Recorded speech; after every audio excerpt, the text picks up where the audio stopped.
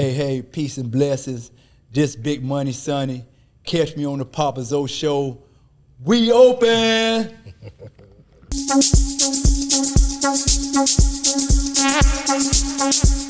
Dope Nation.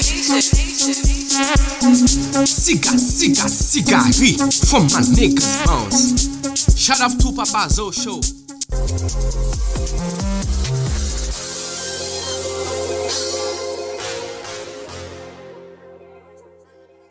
Yo, what up?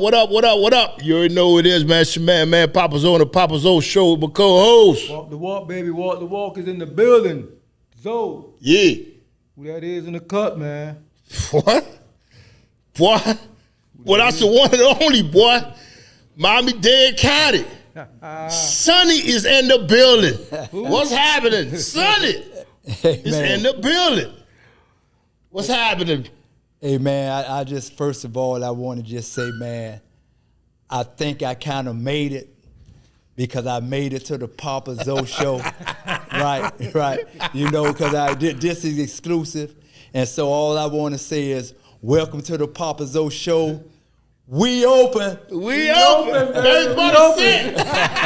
Hey, man, you know you're going to have to pop this real quick, man. Yeah, so we're going to sip it up a little bit. We're going to sip it up. All right. Yes, let me bump him. Let me bump him, walk the walk. Success and elevation and all that good stuff. Let's go, walk. Success, elevation, all that good stuff. Yes, sir. Success, elevation, man. Success and elevation. We're all federale over here. Ex-federale, goddammit. Ex-federale. No, except for one now. Except for one.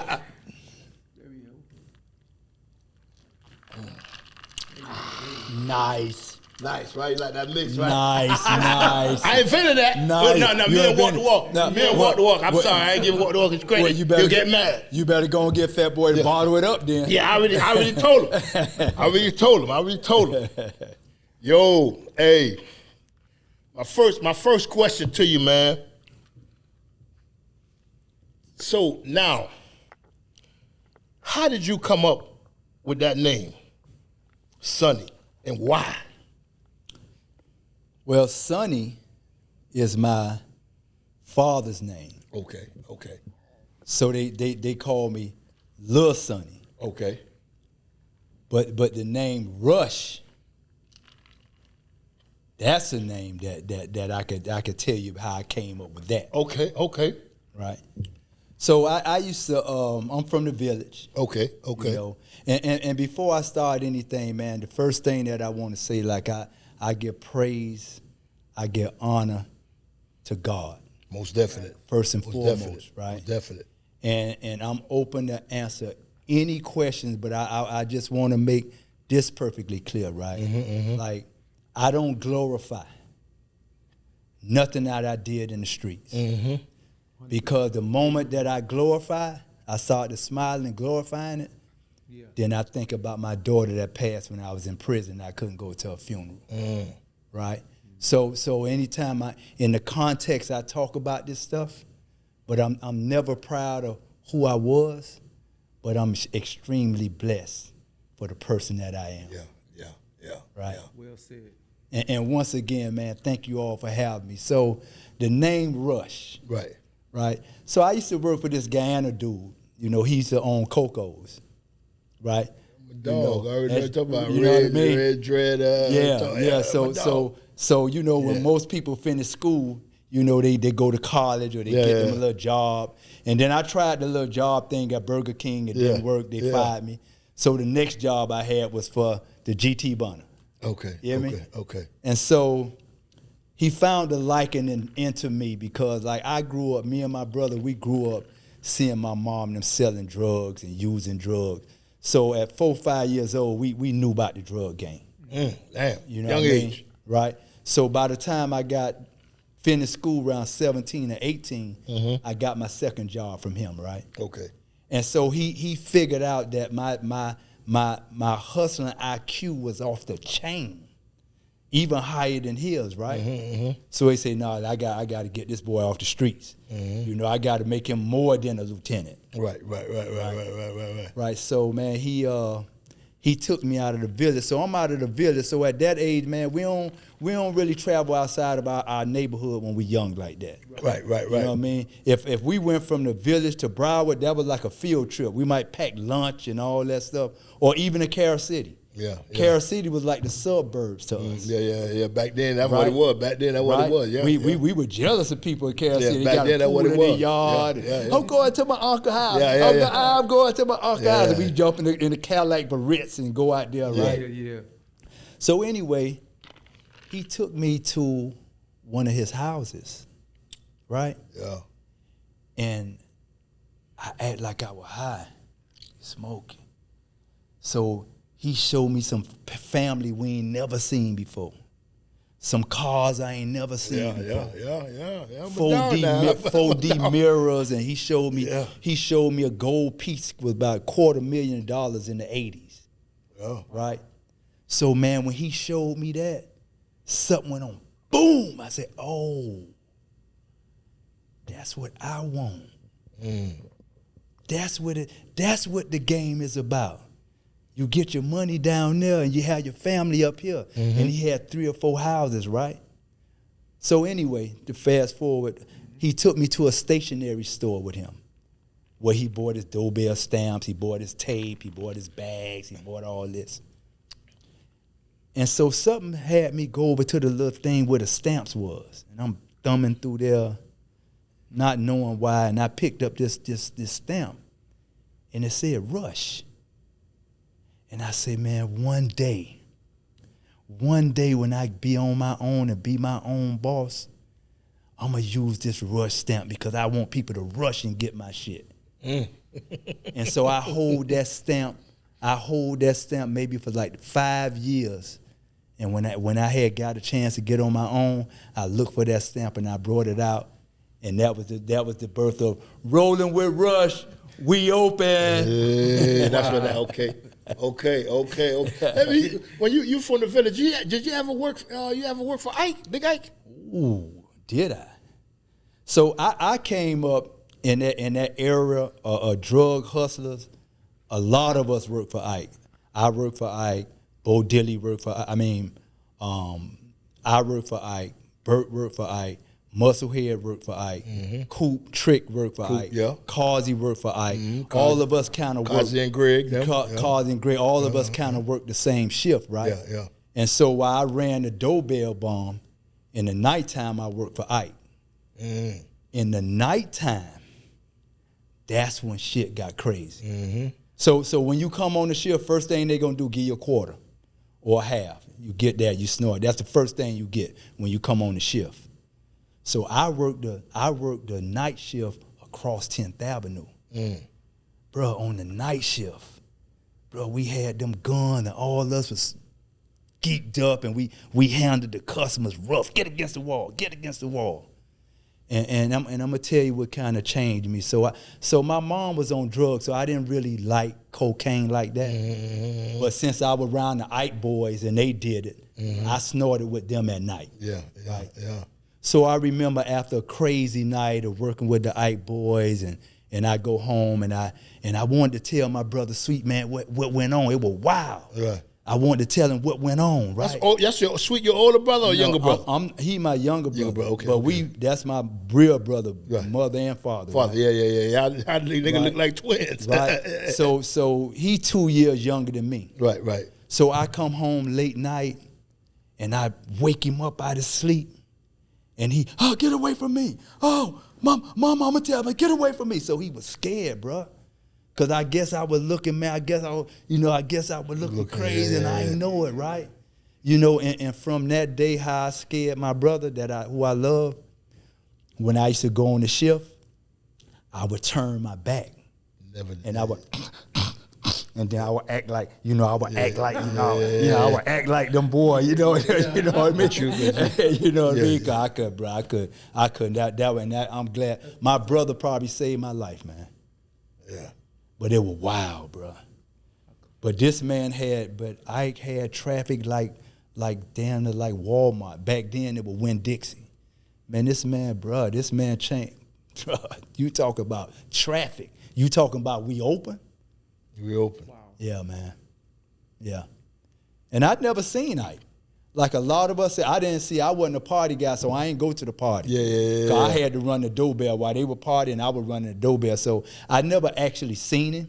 Yeah. And so some of us that were working around there, they'd be like, he had a cousin or somebody that looked like him. He'll come up in a white Barretts Cadillac. They go Ike right there. We be looking. That don't even be him. Yeah, he'll be him. Yeah. You know What that club was? Heart of Miami. The heart of the city. Heart of the city. Well, Heart of the city. Yeah, Heart of the city. Yeah. Yeah, man. I remember when they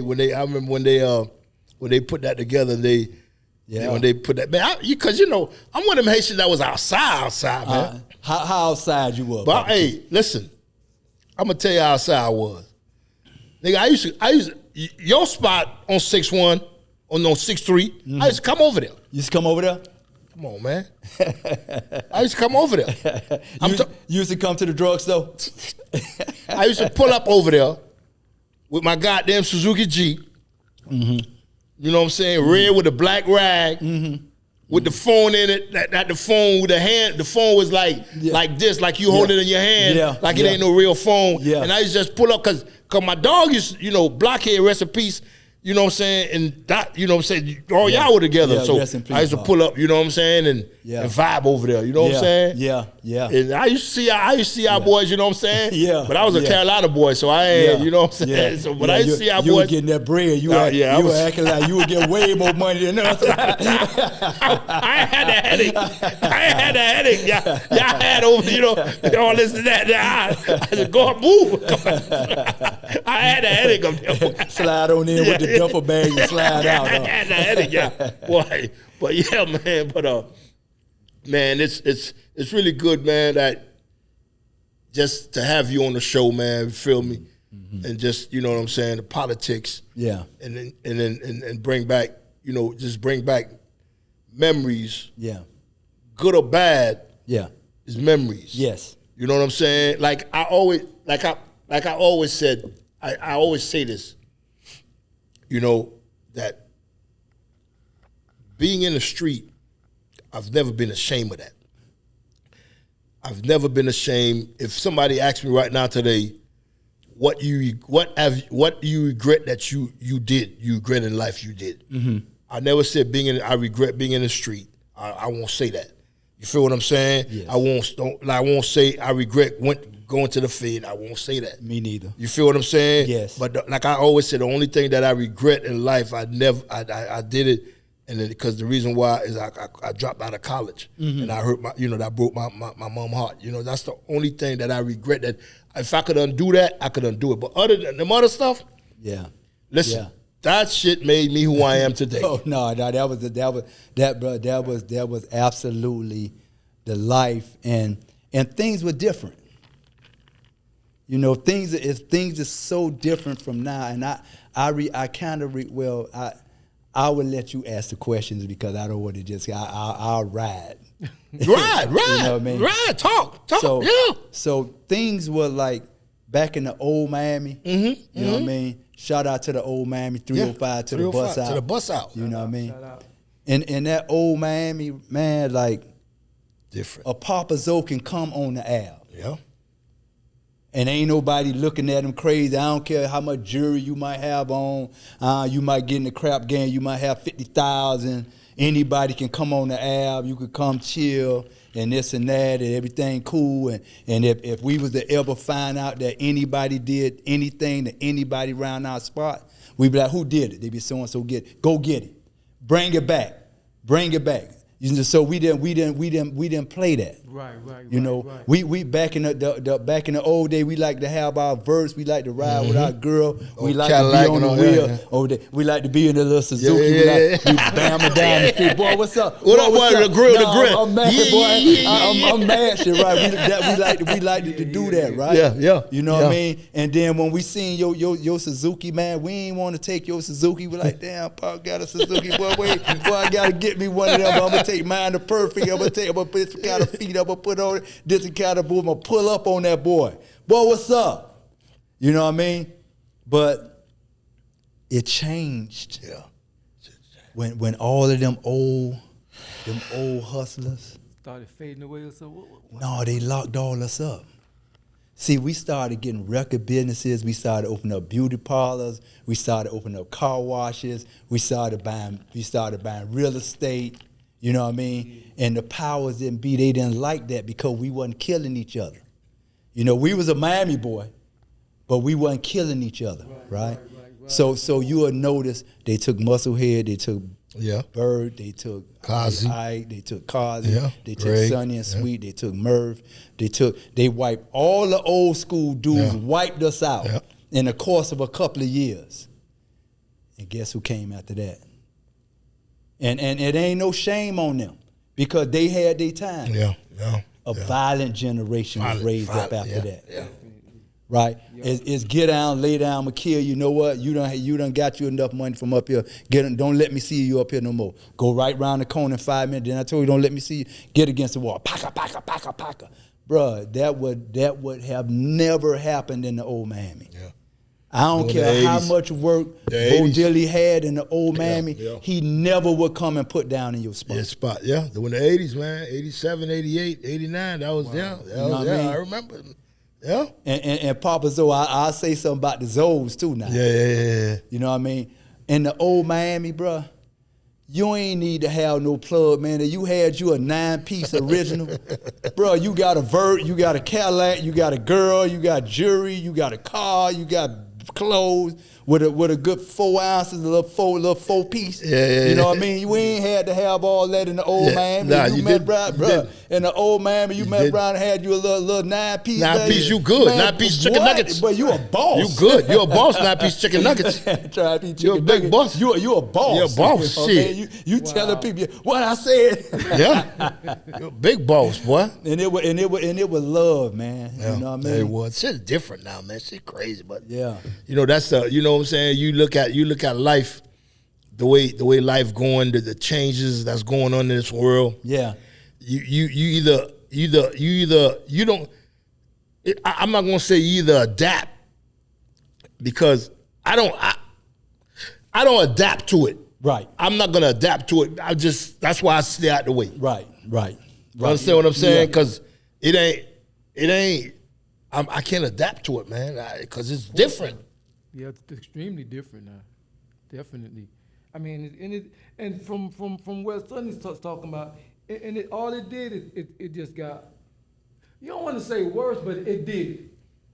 You know what I'm saying? Tell it like it is. Well, I would say it changed, but the reason why we can't do it. So when you round 21, 22, 23, no, you have an energy. Yeah. You have an energy. Different energy. You notice when it was round that time, everything was going good for you that you did. You know what I mean? Because you had that young energy, you had that vibe. You know what I mean? And you start coming up. And then once you get in your 25, 26, it kind of changed a little bit. And when you I went in when I was 30. Yeah. That was kind of like at the end of all that stuff. Right. Stuff, you know, that you go open up in 6 months is this and that. All of that stuff was dwindling down around 30. But when you at there 21, 22, 23. You wildin'. And you got an open gate to be what you want to be. Well, and you're going to pay the consequences, though. Oh, yeah. But it was sweet in the 80s, man. Yeah, it was. It was, boy. Golly, man. Damn, boy. I'm going back right now, man. You got me. Hey, that Suzuki Jeep, boy, had me so many girls. Oh, my wife, baby. I'm married now. I'm happily married, but boy, shit, boy. The watch out man had a girl, he had an apartment, he had a car, and that was his job.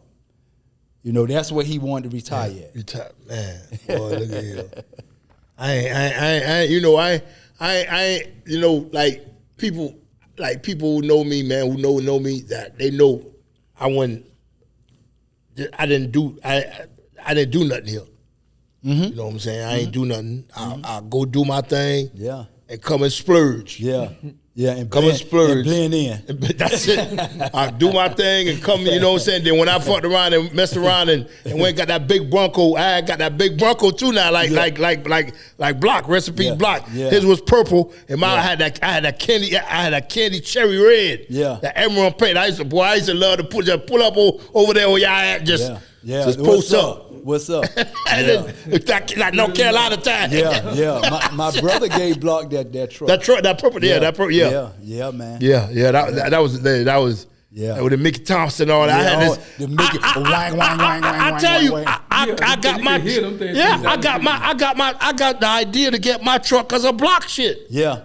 I want to copy that. I said, boy, I got the Mickey Thompson. Boy, man, G-Man, you don't get that Mickey Thompson, you ain't got nothing, boy. Yeah? So I went and got Mickey Thompson. What inspired you to get gold? Huh? What inspired you to get gold teeth? Gold teeth in my mouth. Boy, what? Boy, Man, them girls used to love them gold in my mouth, boy. What? Them girls used to love them gold. Them things 6 on top, 4 on the bottom. What's up, boy? What's Yeah, up, my nigga. I'm just saying, though. And them the days, man. Boy, look at here, man. Boy, I swear, boy.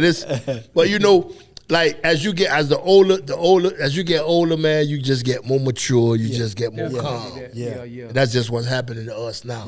Yeah. Feel me? We're looking at, you know, like I said, I don't got nothing against nobody, what they do, how they get down. That's right. You down. shouldn't. You know That's what I'm right. saying? Yeah. You shouldn't. But That's it's right. sad that it don't happen that way. But you shouldn't. You feel me though? Mm-hmm. But go ahead. Finish. Yeah, no. What's the craziest experience you ever had in that era? Well, the crazy experience, like as I told you, like what happened with my brother, but Right. man, I remember, man, just you know my thing, Papazoe. Me and my brother, my family, we were homeless before, and so while people was, you know, they were marveling about the money that I made, right? My trigger was, man, if I couldn't pay my bills, it took me back into being homeless, man. And so while like a lot of people, man, they glorified it, they were riding in the club, they was in every club, they had every car and everything. Yeah. Man, I was just grinding, man, making sure that I could take care of my family, man. Yeah. You know what I mean? And the craziest thing, man, is to see how things changed. Yeah. You know what I mean? That's one of the craziest things. There's a lot of crazy things happening in the feds, but we'll not answer the question. But that's one of the craziest things, man. You know, to kind of see, like I say, a lot of us work for Ike, and a lot of us in that crew came up, but a lot of us didn't make it, man. Wow. You know, a lot of them boys got locked up way, and a lot of them boys been in 30 and 40 years and all that stuff. Is Cosby out? What's going on? No, Cosby, he out. He home? He been out for a while. He out. Cosby I think he got a air conditioned company or something like that. But he been out.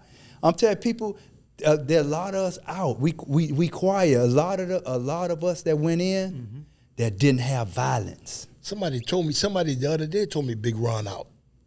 Big Ron out. Somebody told me the other day Big Ron out. I ain't even know that. Yeah, because he like the only reason why people see us because we got to teach. Yeah. You know, if we ain't have to teach, they wouldn't see us. They'd be like, "Where walk the walk at? Oh, he out, dog. He been out 3 years now. Yeah, I ain't seen him. Damn. Yeah, you know, Somebody that's how told me that. they be Somebody asking. told me the other They day. be asking, where your brother at? Where Sweet at? Where I said, man, he working right now, or he out there feeding the homeless, or he in the school mentoring somebody. Yeah, man, a lot of them boys out, man, but a lot of them in, man. Greg too. His brother Greg out. Cosby. Greg died. Oh, I didn't know that. Yeah, Greg died. You know what I mean? It's like a lot of them boys don't make it. Like I was in there with Bunky Brown, he died in there. Yeah. I was in there with Bear. Bear done been in there like almost 50 years. Man. Yeah. I was Sellies with Bo Dilly, man. You know, so ironically, man, the people that I looked up to, man, I was in jail with Papa. Damn. I mean that what the question is, you offered your whole life you offered your life in prison for your family. Tell us what really happened with that decision. Yeah, man. So, like for me, man, like I'm just like, one thing about me, I'm real, man. Like if I was in prison, I'm gonna tell you. Like if I'm a rat, bro, I'm gonna tell you, man. If stuff hurt me, bro, I'm gonna tell you, man. That's the type of dude I am, right? And I tell you, man, and this is the realest shit, man. You probably gonna hear, man, right?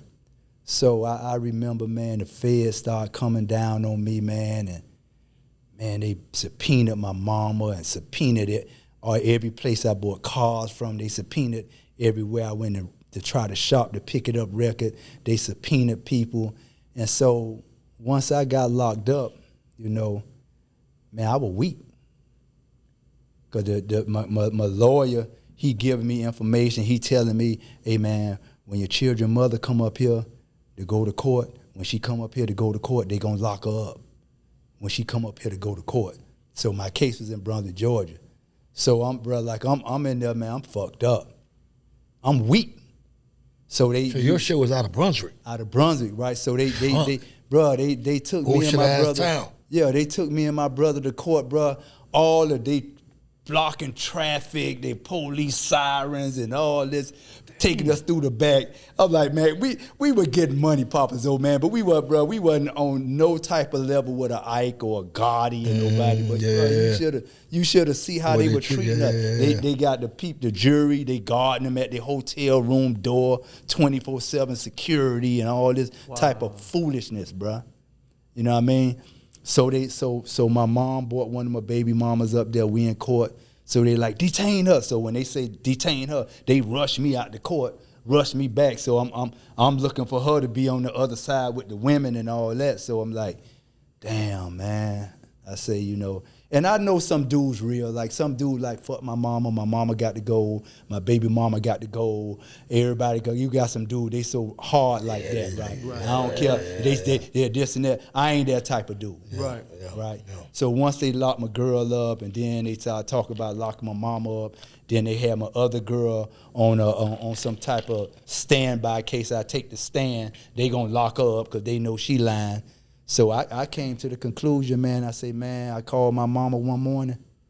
I'm weak. I'm like, mama, they done locked Samantha up. Hey. And they say they coming to get you. And like, I'm a real motherfucker, right? So in my mind, I'm like, damn, boy, I got a decision to make. Hold that thought. I'm going to tell you something. What you saying right now, some of that same similar shit happened to me. Them folks wanted to grab my dad because my dad came and gave me a cashier check from Haiti for $35, man. I bought my condo back then and on County Line Road, Mr. Lake. Yeah. I bought my condo cash with that $35, man. Shit was cheap back then. And then them crackers told me, we know your dad was part of this shit with money laundering and blah, blah, blah. If you don't sign this house, you don't do this, you don't do that, we're going to go get him. Yeah. And they work on you like, if it's dirty. 6 months, they pound you every day. That cracker's dirty, dog. So in my mind, because like, I'm like, bro, you got some dudes that told in prison, if you say something about them, they going to kill you. Right? So I called my mom. I'm weak. I'm like, Mom. And they already locked Samantha up. They talking about getting Corinthia. They talking about getting you. And she told me, she said, man, let me tell you something. You not finna sell your soul to the devil. Don't call me with that no more. If they lock me up, they lock me up. If they lock Corinthia up, if they lock Samantha up, damn it. I'm tired of you trying to save everybody. She said, you not Jesus. Jesus came to save the world. You save yourself right now. Don't worry about nobody else. And you let me know whoever don't agree with your decision. And so I was still weak, but I was like, okay, mama. You know what I mean? Yeah. And then it came to a point, and my case is different than every dude that's locked up in Florida, man. And I haven't found a way to talk about it. Because I don't, you know, they wanted me to bring down a good man. A good, one of our pioneers. Dirty ass crackers. You know what I mean? And like, I don't speak on it right now, but I'm going to speak on it one day. Yeah. So I ain't go to jail for drugs, bro. I went to jail because you didn't want to say nothing. Because they wanted me to tell on another man, a good man. Right? And so, and he know. You probably know too, right? So, man, I told my brother, I said, man, look here, man. Well, first I told the lawyer. I say, man, look here. They wanted to offer me from 17 to 27 years with full cooperation. That was their first offer. I said, man, I tell you what, man. You tell them if they leave my family alone, leave my brother alone, and leave everybody alone, that I was signed for a life sentence and I would never put nothing back in court again. What the fuck? And I got and my lawyer, that was my lawyer, he's still living out of Brunswick, Georgia. So they say the Bible talk about a man that'll lay down his life for his friend. People say that.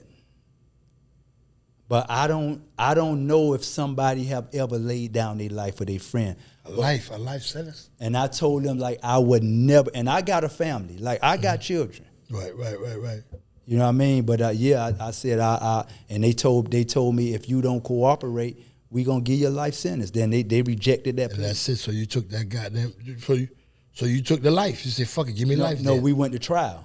Or you took it to trial. We went to trial, and I got 35 years, and my brother got 35 years. So we took it to trial. We lost in the jury trial. Jury trial. Yeah.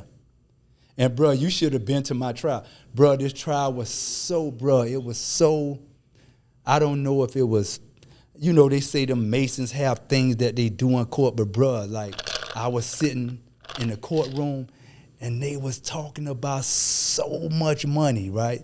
And you know in the flea market that they got that picture that you could buy, look like $1 million picture in the flea market that they had, that you have on the wall. So they had that. They say, this is his money right here. And they was talking about so much money to, like, I kind of like faded out like I was on the jury. I faded out, right? So I'm sitting on the jury. I'm like, these niggas guilty. They guilty. Shit. They need to get their ass life, you know. And then I kind of like fade back in and zero back in. I'm like, damn, they talking all this shit about us. It was magical. Wow. It was crazy, bro. This shit deep. And one of my baby mama was facing 10 to life on the side of me. They acquitted her. You know, and me and my brother got 35 years. And I remember in sentencing, man, like, the feds give you your time in months. Yeah. So they gave my co-defendant his time, and they gave my brother 420 months, and they sent him out the courtroom. And so my lawyer tell me, he say, you know what they're about to do to you? I'm like, what? He say, well, they ain't have much evidence on your brother. And they gave him 35 years. He said, you know they finna take your life. You know they about to take your life. He said, but man, I'm gonna fight like hell for you that they don't take your life, man. That white man named Kevin Goff, he fought for me. And instead of getting a life sentence, they gave me the same 35 years like they gave my brother. Yeah. But I told him, man, go on home and take care of the family, man. I died here, man. Go on home and take care of the family, man. So, before I gotta ask you this here.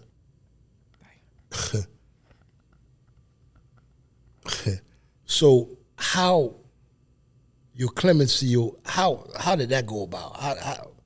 How did that go about though?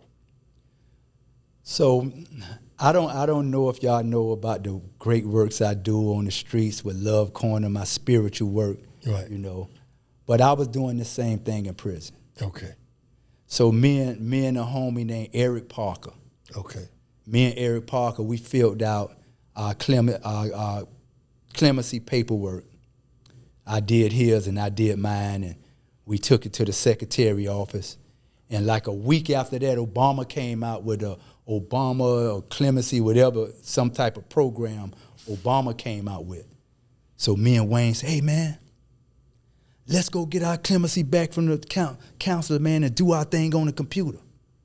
So me and Wayne, we did our thing on the computer. Which Wayne? You know, Wayne Parker. Wayne Parker. Out of Carol City. Yeah, Wayne. Yeah. So we did our clemency thing on the computer. And so once you get to a certain point, they take your stuff in front of this committee, You take it in front of this committee. They take it in front of this committee. And if you keep passing those committees, you get closer to the president signing it. Yeah. Right? And so, man, I remember I got the last clemency that Barack Obama signed, right? And so I remember people were saying, man, the clemency coming out is a Muslim dude supposed to get it out of D house. It's a Muslim. So I had a dream, say, man, you gonna get the clemency. And then something in the dream say, man, don't get too happy, man, in case you don't get it, you don't crash down. Right. So clemencies come out on Friday, then they come out every 2 weeks, right? So when my name wasn't on the list, I seen one dude that got the clemency. I said, bruh, I'm glad you got your clemency. You was in my way, right? But I'm praying, man. I'm a minister in prison, right? So I find myself going to the chaplain one day. I lost my daughter in prison. And when I lost my daughter in prison, Papazoe, I couldn't believe she was gone. Damn. And my wife and them, they was going through funerals, they were going through grieving. I said, don't send me no pictures, don't send me nothing. So every Friday when I was supposed to go to the chapel to do Juma, and I was dressed up, sitting under the microphone for them to call for the move to go to Juma. So you Muslim? Yeah. They was there. I was really waiting for them to call me to go see my daughter at this time that had passed for a whole year, right? And so just to fast forward, I find myself going in the chaplain one day to get some incense, and it all bust out, right? And I talked to God, I said, God, I done did everything you asked me to do, bro. I can't do no more time in prison, man. I can't do no more, bro. I told the lady in the church, I said, I can't do no more time in prison, bro. And she was telling me, it's going to happen for you, it's going to happen for you. So that Monday, they were calling me to the chaplain, to the lieutenant office. I'm on the computer typing my daughter. Hey, Brother Sonny, they calling you at the chaplain. I was like, all right, man, I'm coming, man. They probably want me to go take a colonoscopy. I'm coming, man. I'm typing, man, I'm cracking the weight, man. I've been waiting all my time and typing myself. Man, they keep calling you, man. All right, let me go. I got to go. Let me see what these crackers want, man. Fucking with me, man. So I walk to the lieutenant office. I'm like, so I walk in there. So the warden facing me, there's two lady guards behind them.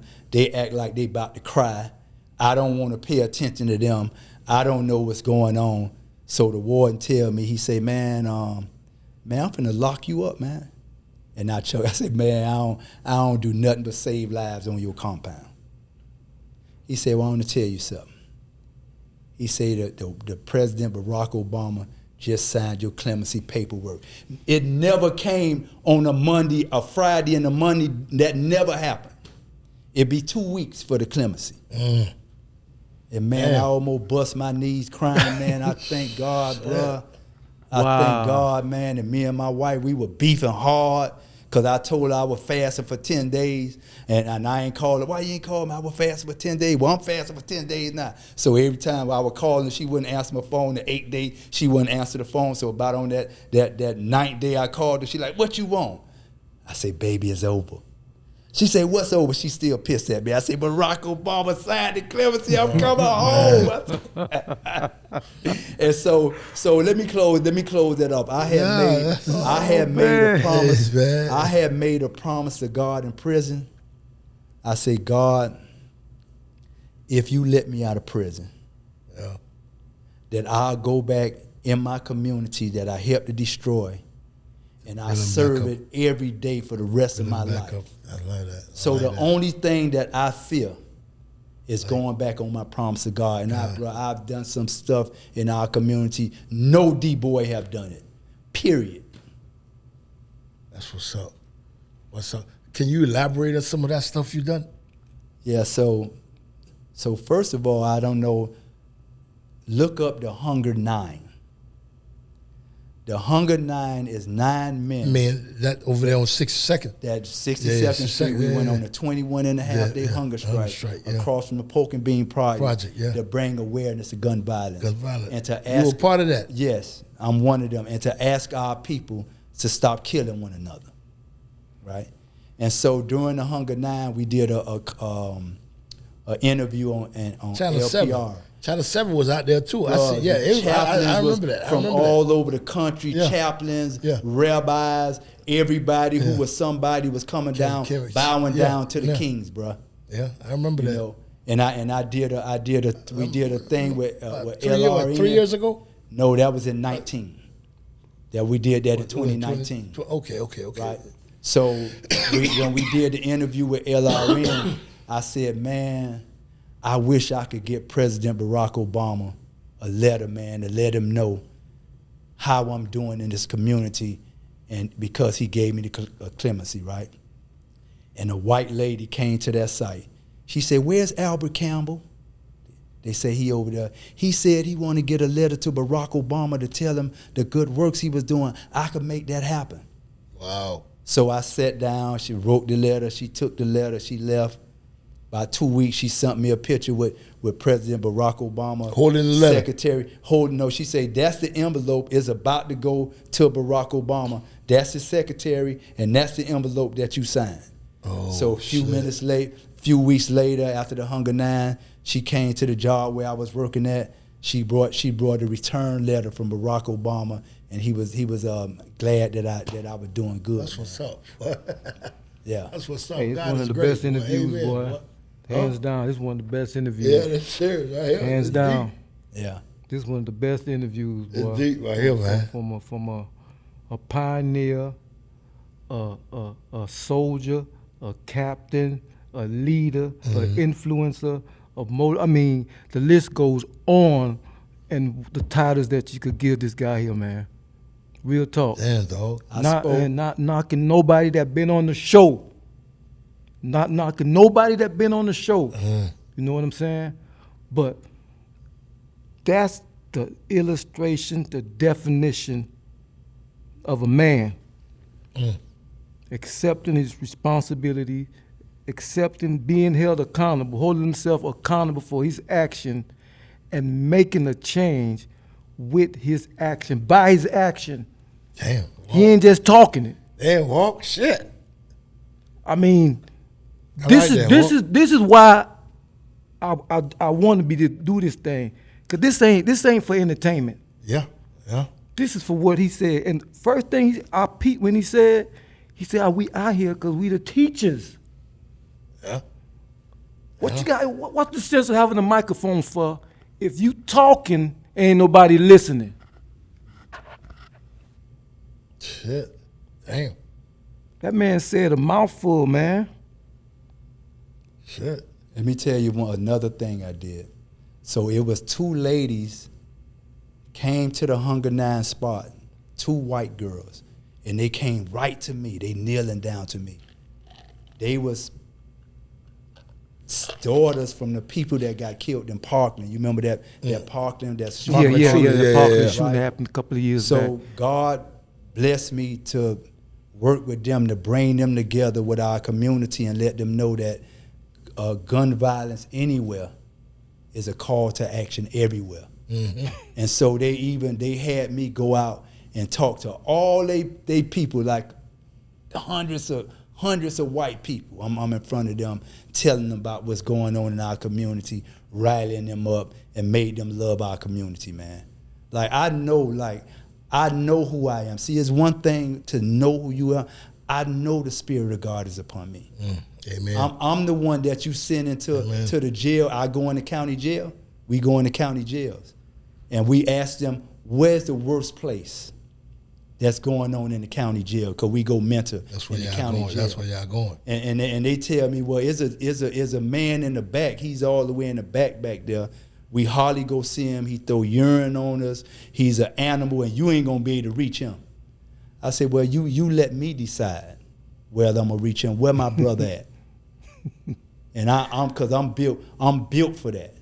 This is why God got me. I'm built. So I go back there with my brother, and I ask my brother permission with honor. Brother, can I speak with you, brother?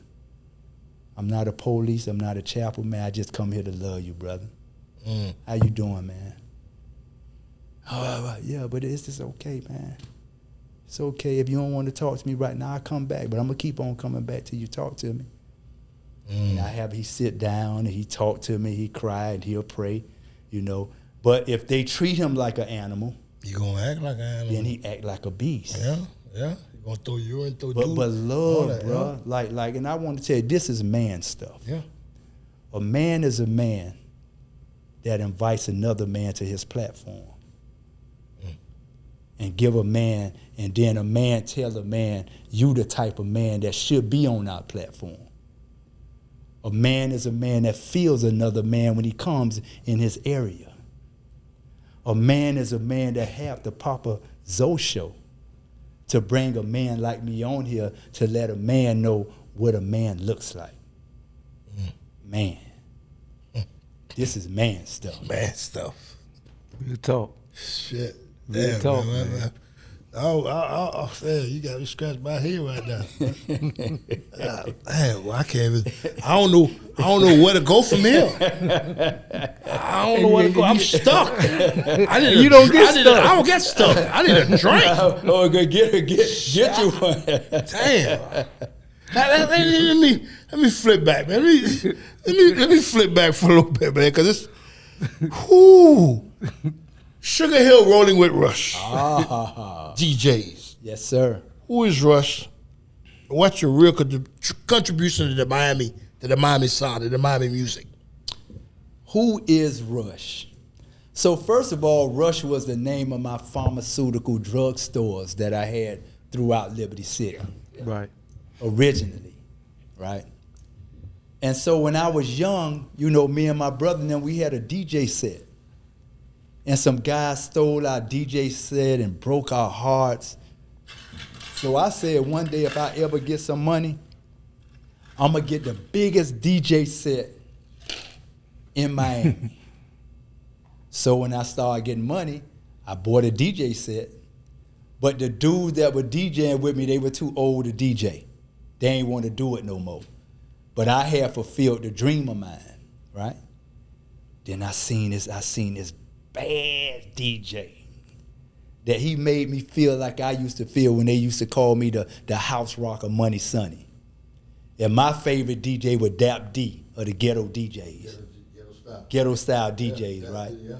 So when I seen that Uncle Al rock it in, Sugar Hill rock it in, Sugar Hill, and then when Uncle Al jam, it's like a spring break. It's like everybody come from everywhere. Yep. But he had that old raggedy equipment. So I said, I know what I'm gonna do. I'm gonna bless Uncle Al with the equipment. And when I gave Uncle Al the whole setup, he started calling his DJ system Sugar Hill Rolling Rush DJs. Right? Oh wow. So and I never said nothing, so people never knew who Rush was.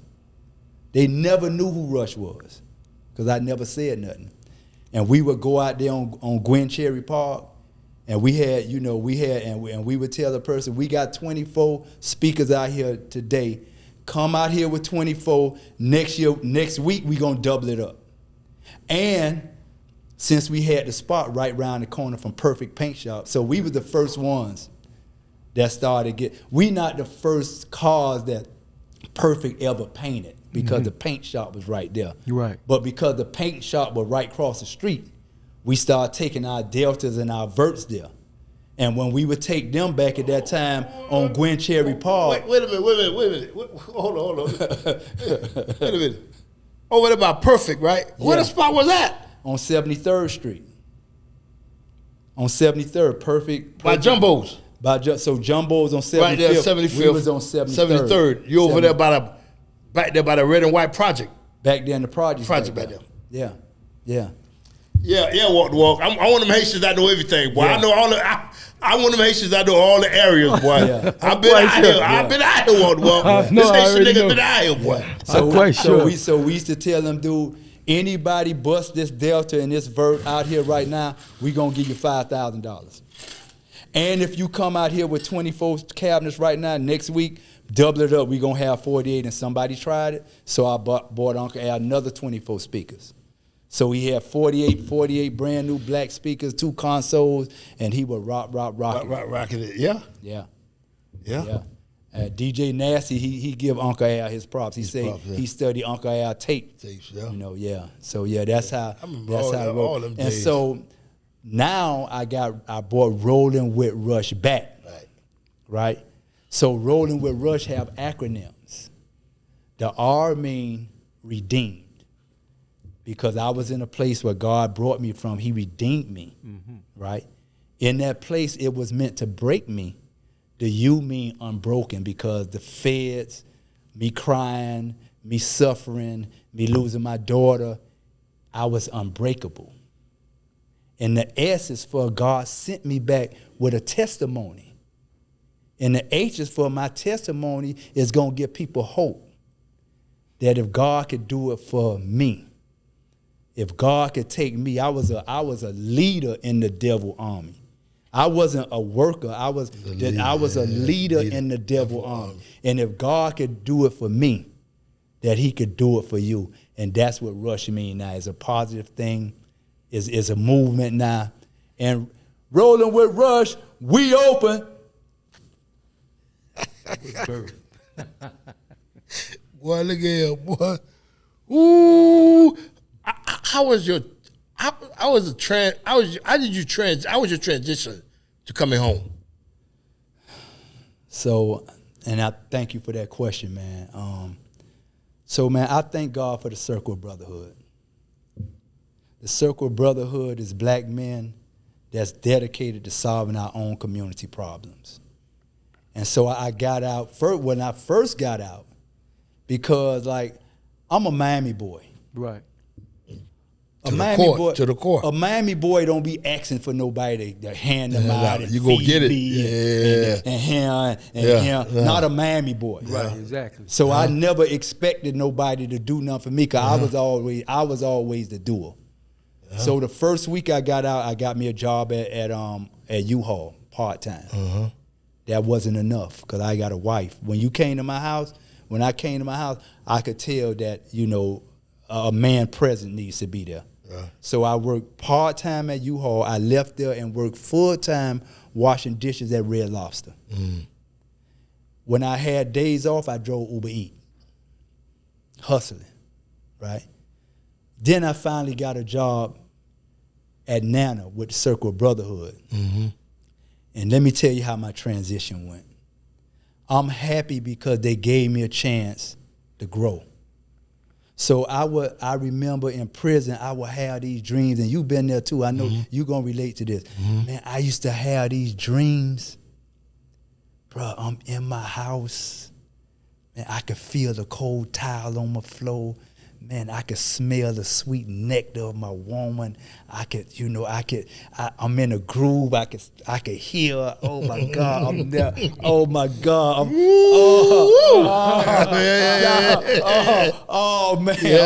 I'm there, bro. You there? I know the thing. Bro, I could taste it, bro. Yeah. Right? I remember them. Yeah. Right? And then I wake up. I open my eyes. You fucking right. And then I got to travel back now. But my eyes open, I got to travel back. And then I look. Then it's the four walls. Yeah. Damn, that was a dream. Yeah. And so I would be on my job, sitting on the bench, and I'll be looking at the children and the dogs and the mosquitoes biting me. And I'd be like, damn, I wonder, am I really out? Or is this one of those dreams? Wow. So I hit the mosquito and look at them, but I'm like, nah, man, it done got me like this before. And so when I see a guy walk up, I'll go hug him. I'll be energetic. What's up, bro? What's good, man? You all right? Hey, man, how you doing, man? I be hugging on. He hug me back. Like, yeah, man, boy, what's up? I give him dap. Like, yeah, boy. You know, he have a conversation with me. And what I'm really doing, man, is figuring it out, man. Damn, it's not a dream, man. Yeah, it's not a dream, man. And that happened. That happened for me a while, man. And I don't ever want to put myself back in the position, man, to not know what's real from what's a dream. What's a dream? Damn. Wow. Ooh. Shit. Well. when everything was, I mean, I know it definitely was overwhelming.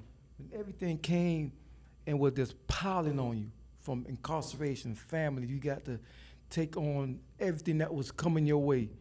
What mental, spiritual, what strength, how you was able to pull that strength, how that how that portal was open for you was able to pull that strength to be able to endure all of this that you went through.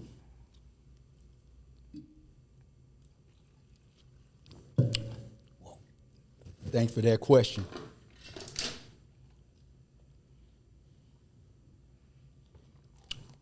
Papazoe, you say we were gonna be sipping. You say we were gonna be sipping. Hold on, let me give you.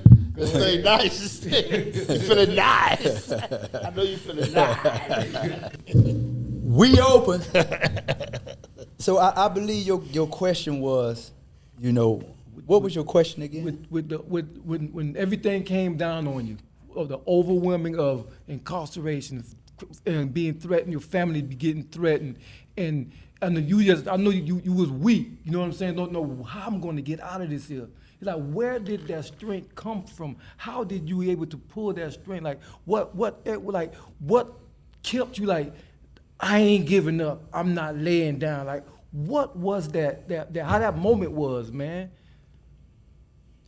That got you right here, right now, today. So what people may not know about me, that my grandfather was one of the greatest preachers in Miami. His name was Reverend Ira T. McCall. So I always knew God. I always was spiritual, right? And I remember this pastor used to come into Brunswick County Jail when I understood the burden was too heavy for me. And I remember he came in that county jail and he wanted to preach, and he said, I can't preach in here because the devil in here. And he left, and he looked at me. And that kind of hurt me. I thought he was kind of talking to me, but I think what's to sustain me, man, because, like, man, I ain't want to be no drug dealer, man. Mm. I ain't want to be seen. People that know me, people have to really know me, because you don't know me from the club. I never threw a party. And I had everything them dudes had, and some of them dudes, I used to be hitting them off. But I ain't never want to be a drug dealer, man. I just didn't want my family to be homeless like me and my brother was, man. I just didn't want to look in my woman's face, man, and see the face that I seen from my mama when we were homeless, man. You know what I mean? And I think because of that, man, God spared me, man. Because I understood, man, that I remember when my daughter, when I got that call from my mama, and she told me my daughter passed, bruh. And she was talking to me on the phone. She said, Shaqib, you passed last night. And I'm just like, I'm in a daze, right? I'm just looking, right? So her voice is fading out. His voice is fading out. And then I hear her say, you hear me? You hear me? And so I say, okay, I'm going to call you back. And I told God, I say, this is too much for me, man. I said, I got to give this to you. I can't. This is too much. And that same night, my daughter passed when she was 23. I had a 23-year-old cellie in my room with another dude named Sid from off the Ave. And that 23-year-old cellie, he was drinking that same night.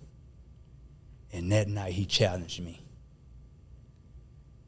And I was like, come off the bed.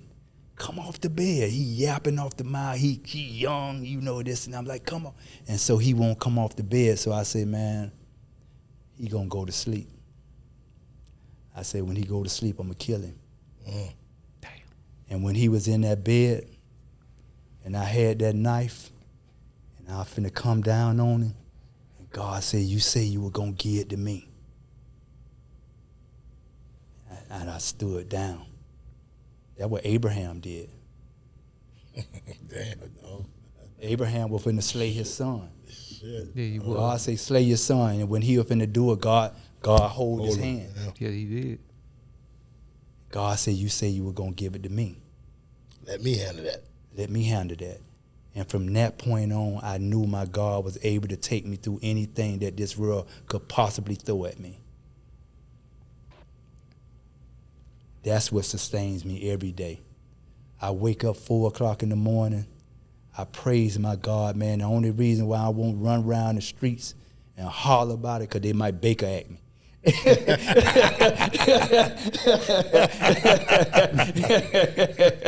Man, hey, let me tell you something, man. I would just wanna say something.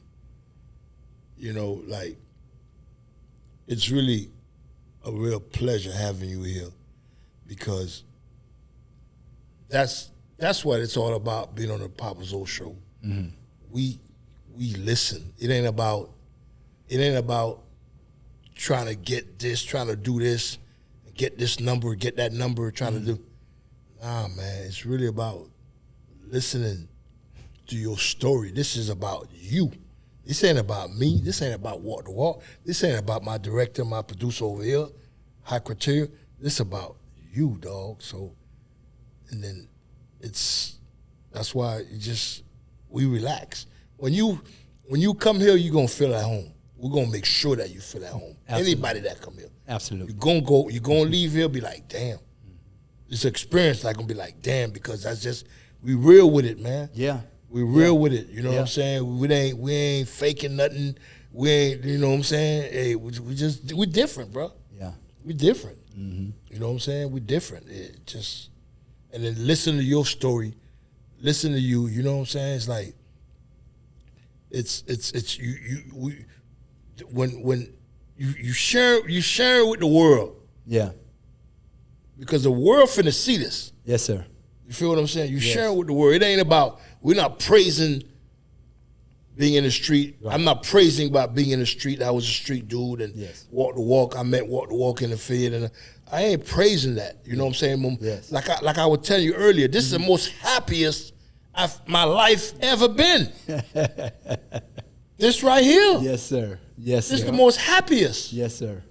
You know what I'm saying? Enjoying my grandson with his crazy behind. And you know, my family just, you know, Walk the Walk come through, Adrian come through, we sit down and smoke and have a Yeah, drink. yeah. That's what his life is all Yeah. about, Yes, bro. sir. Yes, sir. You know what I'm saying? All that, you know, I don't like, my motto is always, the more you're in the street, the more trouble you get into. Yeah. Yeah. Stay your ass at home. I'm a home dude. Stay home. Even though when I was out in that world, I was a home dude. I go handle my thing, do my thing, I'm home. Yeah. You feel what I'm saying? Yeah. So, man, it's great having you here, man. Yeah. I see why Walk the Walk said what he said about this right here. Yes, sir. This is a informative, you know, it's deep. You know what I'm saying? It's different. It's different. You know what I'm saying? I see you got some books over there. What's going on with that, man? So, man, Papazoe, I brought you. You should. Whenever I go in somebody's house, I bring them a gift, right? And I have these books, the bookstore, the Roots bookstore, Uh-huh. on 15th Avenue. Carry my books, The Chronicles of Big Money Sonny, 1 and 2, right? And what's so emotional for me about it is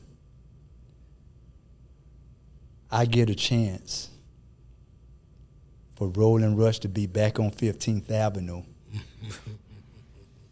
On a positive note, and not selling poison. that's selling poison. You can't even write this up. Like I mean, Papazoe, I ain't never big myself up, man. But I remember my brother called me one day. He said, "Bruh, you better get ready to get some more stuff." I'm like, "Man, I done gave you all that stuff." He said, "Boy, they got a bag right here, bro. That thing that took off for me, and that same type of stuff, not on the level with an Ike, but bruh, people waiting for a $20,000 bond, waiting for a $30,000 bond, waiting for a 10th for 4 hours and 5 hours. And should be gone for the stuff to get till we come out there and say we open, right? And then they come. So now I get a chance, man, to sell again on 15th Avenue, bro.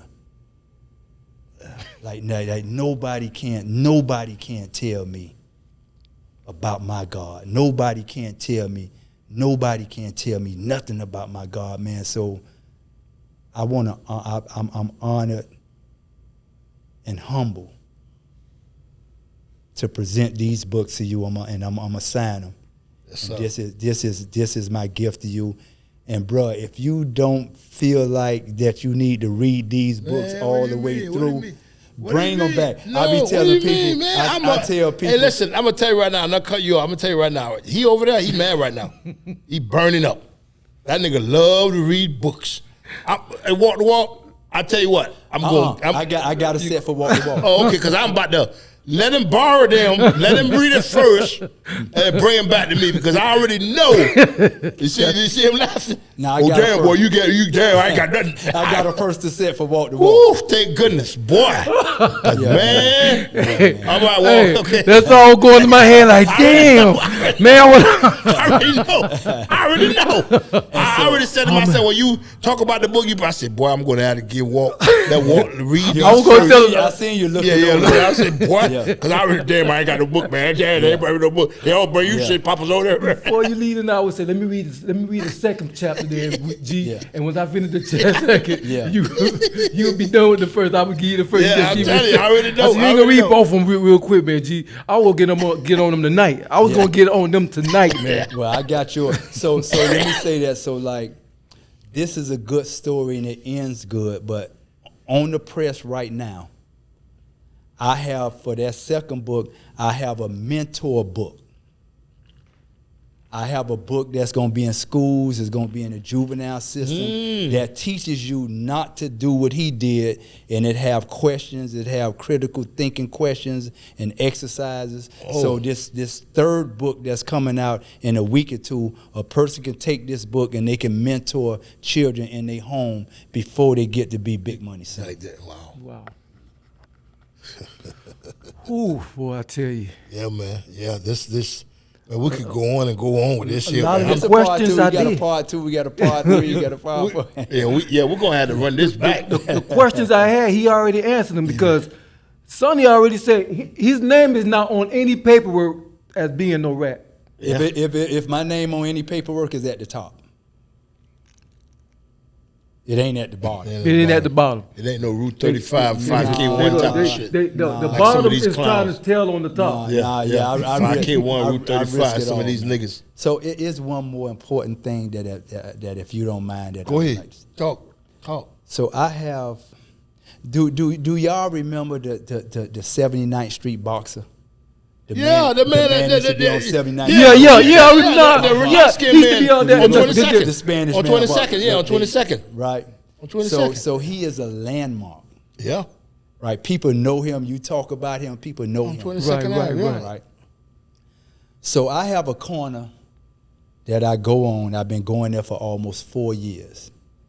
It's called Love Corner on 49th Street and 17th Avenue. 49th and 17th Avenue. Yeah. Okay. So I started off because I do volunteer work at Center of Life Academy. Okay. That's owned by Mr. Chris and Miss Shay Sweetings. It's a private school at 4850 Northwest 17th Avenue. Okay. So I went there, and it's a long story, and I'm not going to make it long. So my idea was to go there and to help him with his children. So I got the traffic going right. The children thought they was ops. I got the children loving each other. I got them to stop fighting each other. I got them to start saying good morning because children didn't know how to say good morning. They didn't know how to do these things, you know. So that's how I started off. When I wasn't tending to the children, I'd be on the corner waving at people when they come down the highway. And I throw the hard sign to people coming down the highway. And I throw the praying hands to people coming down the highway. And then I see people that smile like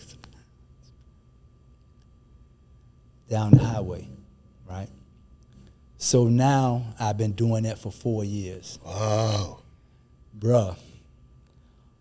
Hundreds and thousands of people come by there every morning and they cheer, hey, God bless you, bum, bum, bum, bum, bum, bum, bum, God bless you. People stop in the bus. Just this morning, a little girl, her mama stopped, a little 5-year-old girl, she gave me $1. You know, as people stop by, they on the Metro bus, they wave, and I am necessarily needed on that corner right now. So I took the format from the OG instead of boxing. But my praying hands, my heart signs, my hugging gestures, and all that, and the smile, it's a prayer. Man, boy, this. So God says that the words that you speak out of your mouth shall not come back void.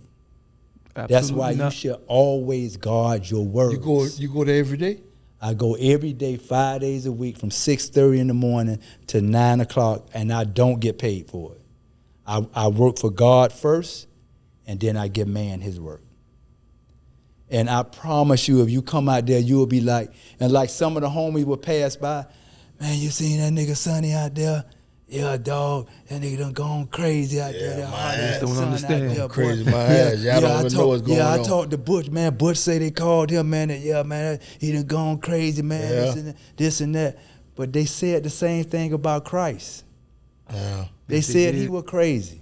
Yeah, When you yeah. change your life, You crazy. you crazy, You man. know what? What's You know what to walk? You know what to walk? What's that? I'm gonna call you one day. I'm gonna come out there with you. You got to come. They're gonna call. They're gonna have to call me. You got to come. They're They're gonna have to call me crazy. Come on, right You know, there. Yeah. And I'm right 49 and 17. Yeah, 17, 49. They're gonna have to call me crazy. I'm telling you right now. I'm gonna call you one day. I'm gonna come out there. And that's why I'm gonna blessed. come out there. I'm gonna come out there. Hey, don't you go ask out me- there without me, because I'm gonna meet you. I'm gonna be out there before you now. Yeah. So 'Cause I'm calling them- Your I'm- ass don't want to be left out And of so, nothing. and you're going to be the recipient of all those prayers that's out there. But y'all ask me what was my contribution to the music in Miami. And I didn't answer that yet. Yeah, go ahead. Tell me what it is. So after me giving Uncle Al the DJ set, debonair drugs from the Poison Clan, Yeah, Debonair. Yeah. they would be rapping on the mic. You're right. And I remember going to the stadium, seeing them. I was a fan. And they would always rap on the mic. And then when Uncle Al come to the crib, they'll come to the crib rapping on the mic. So I like, man, what y'all want to do? So we had got into something. We started hanging out. And we had did a whole album, raw. That they gifted, right? We did a whole album. And then Debonair come to me, yo, man, after that thing what happened to Luke, man, man, I don't think we want to do nothing. And I said, man, look here, let me tell y'all something, bro. When you come to this crib, you see them two Benzes right there. You see them the car with them hydraulics and the Broncos and the Jaguars and all this shit, man. I was doing that for y'all. I'm good. You know what I mean? So I tell you what, let's don't talk about records no more. Let's just hang out. And then they came up one day, yeah, okay, man, we want to do it. I bet you do it or you don't want to do it. Exactly. So one day we in the studio, they erased the whole album. Like, nah, man. Nah, we got to do something crazy ill, man. Erased the whole album. I had bought all the tracks I had, bought all the studio time I had, bought all the mixes I had, bought all, right? Nah, we gonna do something different. And they sat in that corner, dun, dun, dun, dun, dun. They up making me dun, dun, dun, dun. Then they sat in the corner, we gonna call it Pick It Up, dun, dun, dun, dun, dun. Pick it up. And that night they made the Pick It Up record. Pick it up. That night they made the Pick It Up record. Pick it up. You know what I mean? And that was all, and the people didn't understand it then, so I was trying to sharp it. They couldn't understand it. And then I kind of fell off a little bit, and I eventually let them go back and sign the loop with the Pick It Up record. You know what I mean? Pick it And up. so I was in Miami, though. I was the next thing after Luke before Ted, because what I did, I closed my 2-car garage and I let everybody come make records out the neighborhood. So I had Verb from the new Two Live crew. Verb, he was signed to me. He ate Kentucky Fried Chicken and ate in my house, and he found his way over to Luke. I ain't bothered. I ain't say you under contract with me. JT Money. They did 2 albums in my garage. Who that? That was done. Oh, That was shit. done in my garage. Oh, shit. And Mike Fresh called me about a couple of years ago. He said, man, Sonny, man, I want to apologize to you, man, because you never charged us for nothing, man, and we never gave you nothing. And we owe you. JT Money, them, they used to be riding my cars, and I used to have Mr. Mix at my crib. Yeah. I used to have, bro, I'm the type of dude. God blessed me to open up spots. Yeah. So I could open up a spot. So now I open up spots for God. And wherever I go, you going to feel the presence of God. And I know both of y'all going to bear witness that since we've been here doing what we're doing, Man. I know you feel the presence of Listen, God. bro, you hear? Listen, you better believe it. You hear what I told you? And I said, I'm coming down there. That's why I asked you the time. Yeah. I want to come down there with you and just be down there with you, bro. Yeah, man. You know what I'm saying? I would be honored, and I'm man. trying to.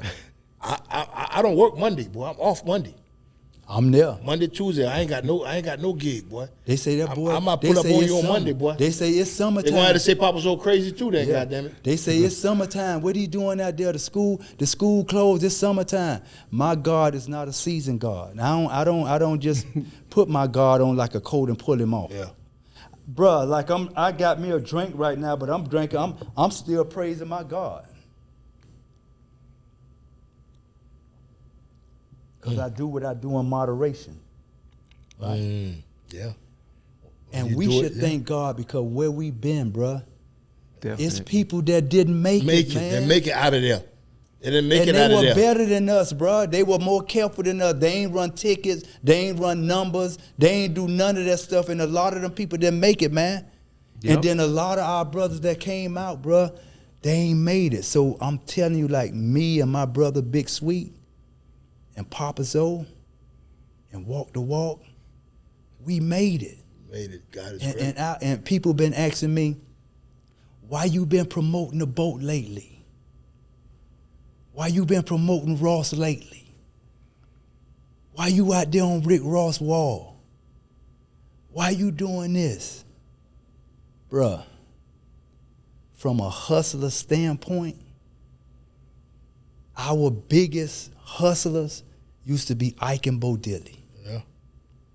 And we didn't hate them, bro. When we were young and we rolled by Bo Diddley house and we seen that car and the car, thing, right. and we rolled by Ike house, all 20 of Ike houses, bro, we ain't hate them. When QB took me to his house and I seen QB, all yeah. his jewelry and all his money he had, I never thought to rob him. It never was a thought in my mind to backdoor him. Yeah.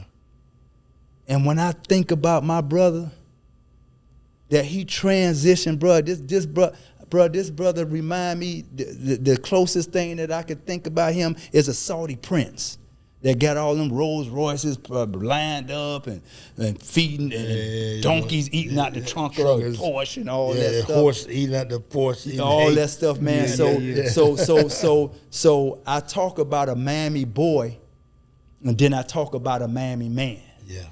Well, before we close out, I want to know, I need you to tell me what's the difference between a Miami boy and a Miami man before we close out this show. A Miami boy. When I was a boy, when I was a child, I acted like a child, I spoke like a child. But when I became a man, I put away childish things. When I was a boy, I sold dope as a boy. As a boy. I acted like a boy. I got a second baby mom. I got outside children. I sold poison to our people. Mm-hmm. The only place that my name was worthy to be spoken was amongst robbers and the police. Yep. But when I became a man, I put away childish things with the same energy, convert the same energy to do positive things. It's the same energy. But now I take that energy into the county jail. I take that energy into the juvenile system. I bring that energy to the worldwide Papazoe show. Exactly. Hey, when I was in prison, he came to see me. When I was in the hospital, you came in to see me. He's like, when did you do this, Sonny? That's what the Christ say. He did to the least of what, as much he do it for the least of us, he did it to all. If you don't do it to the least, man. If I don't go back there in the back and talk to that brother who they say they're animal, because that's what Christ would have did. If I can't feed you, man, if I can't come bring my God wherever I go, if I can't do it to the least some, man. So a Miami man has transitioned with the same energy to do great things. He don't do boyish stuff no more. That stuff that the boat doing, man, I be like, man, that's man stuff. Yeah, that's man stuff. Yeah. Papazoe, when you started reaching out to me, I thought you was Rose at first, cause I seen that picture on there. I'm like, oh, the boy hollered at me. I'm like, no, boy said he come to the crib and all that. So I'm like, damn. I'm like, boy, look here, my motion done got way in here. But guess what? My motion got to you, Papazoe. Yeah, it's all good. And I shall not call you by nothing else, not another Mr. Papazoe. Yeah, it's all good. Man, I thank you, man, good, and I thank you for appreciate the walk. you for coming I thank your engineer, man, and my brother Big Sweet laying in the cut. Yeah, he in the cut, man. I want to shout him out, man, and tell the world, man, like when you hear Sonny, hear Sweet. The name go together. Yeah, Sonny like when Sweet, you heard Nene and Cathead. Yeah, You said both of them. You said Nene and Cathead, but you just really talk about one of them. Yeah, right. So you see, Sonny is sweet. Yeah,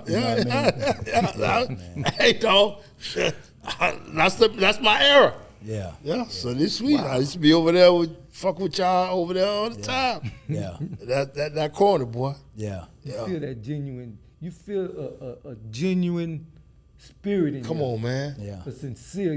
Come on, man. You it's feel different. it in here. Yeah, real talk. You feel it in here. It's different. And wherever I go, that's what you get.